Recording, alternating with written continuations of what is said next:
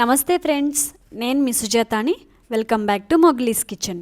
ఈరోజు మన కిచెన్లో గుడిలో ప్రసాదంగా పెట్టే చింతపండు పులిహోరని ఎక్కువ క్వాంటిటీలో చేయాలి అనుకునే వాళ్ళకి సులభంగా పర్ఫెక్ట్ టేస్ట్ వచ్చేలాగా ఎలా చేయాలో చూపించబోతున్నాను. ఈ మెజర్మెంట్స్తో చేస్తే ఉప్పు, పులుపు, కారం అన్నీ కూడా కరెక్ట్గా సరిపోతాయి. ఫెస్టివల్స్ టైంలో మనం ఎక్కువగా ఈ పులిహోరని చేస్తూ ఉంటాం కదా అండి.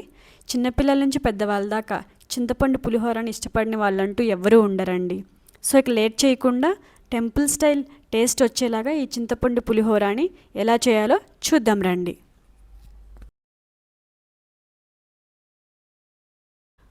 ముందుగా ఇక్కడ 50 గ్రాముల చింతపండుని తీసుకోవాలి.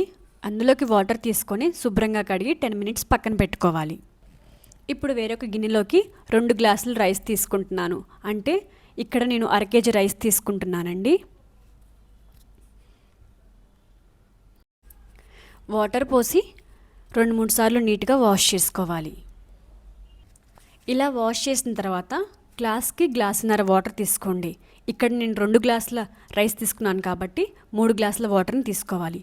ఇది అరగంట లేదా గంట పక్కన పెట్టుకొని నానబెట్టుకోండి. ఇప్పుడు మనం ముందుగానే నానబెట్టుకున్నాం కదండి చింతపండు, దాని నుంచి చింతరసాన్ని తీసుకోవాలి.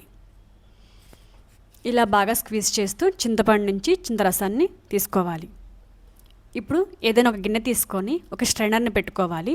మనం ముందుగానే కలిపి పెట్టుకున్న చింతపండుని స్ట్రైనర్లోకి తీసుకోవాలి. ఈ చింతపండు నుంచి చింతరసాన్ని వేరు చేయాలి. చేత్తో కానీ లేదంటే ఏదైనా స్పూన్తో కానీ బాగా మిక్స్ చేస్తూ చింతరసాన్ని వేరు చేసుకోండి.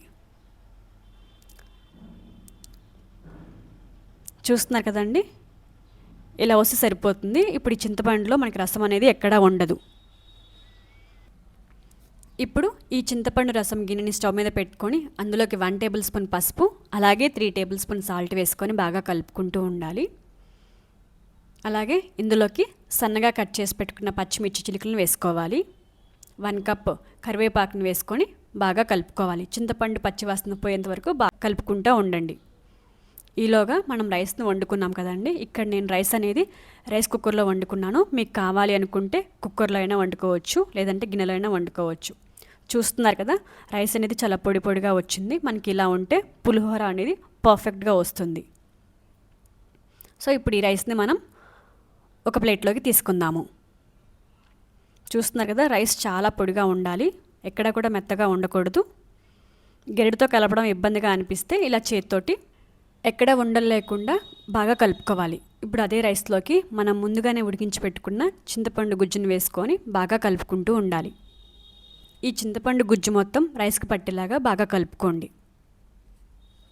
మీరు గెరటి కలిపే కన్నా ఇలా చేత్తో కలిపితేనే చింతపండు అనేది రైస్కి బాగా పడుతుంది. ఇప్పుడు దీన్ని మనం ఒక 10 మినిట్స్ పక్కన పెట్టుకుందాం. ఈలోగా తాలింపు కోసం స్టవ్ ఆన్ చేసి ప్యాన్ పెట్టుకొని అందులోకి 3 టేబుల్ స్పూన్ ఆయిల్ వేసుకోవాలి. ఇక్కడ పల్లి ఆయిల్ వాడితే టేస్ట్ అనేది చాలా బాగుంటుంది. ఆయిల్ వేడెక్కాక ఇందులోకి 1 కప్ పల్లీలను వేసుకొని దోరగా ఫ్రై చేసుకోవాలి. ఇవి కాస్త దోరగా అయ్యాక ఇందులోకి 1/2 కప్ పచ్చిశనగపప్పు తీసుకోవాలి.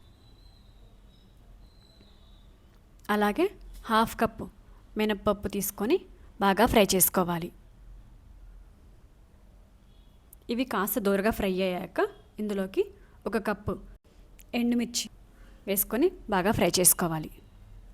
అలాగే పచ్చిమిర్చి చిలుకలు 4 వేసుకోవాలి. 1/2 కప్పు ఆవాలు, 1/2 కప్పు జీలకర్ర వేసుకొని దోరగా ఫ్రై చేసుకోవాలి. ఇవి కాస్త దోరగా అయ్యాక ఇందులోకి కరివేపాకు వేసుకొని ఫ్రై చేసుకోవాలి. తాలింపు అయితే రెడీ అయిందండి. ఇప్పుడు మనం ముందుగానే పక్కన పెట్టుకున్నాం రైస్ని అందులోకి ఈ తాలింపుని వేసుకొని మొత్తం కలిసేలాగా బాగా కలుపుకోవాలి.